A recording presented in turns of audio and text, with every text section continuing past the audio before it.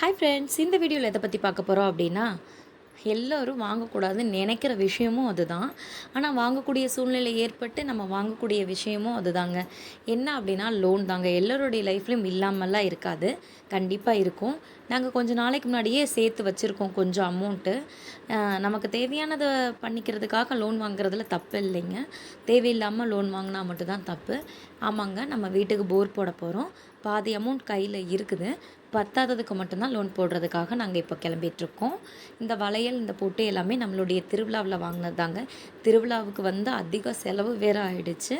இருந்தாலும் ஓகே, பரவாயில்ல, 3 வருஷத்துக்கு ஒருக்கா தானே, செலவு பண்ணுறதுனால தப்பு இல்லைல்ல அப்படின்றதுக்காக செலவு பண்ணிட்டோம்.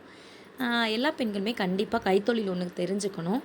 நானும் தெரிஞ்சுக்கணுன்னு ரொம்ப ஆசையில் இருக்கிறேன். பட் எங்கள் குட்டி தங்கம் சீக்கிரமாகவே வளர்ந்து வந்துட்டாங்க அப்படின்னா என்னைய வந்து ஏதோ ஒரு தொழில் கற்றுக்கணும் அப்படின்றதுக்காக அனுப்பிடுவாங்கன்னு நினைக்கிறேன், என்னோடய ஆசைக்கு. ஓகே, பாய்.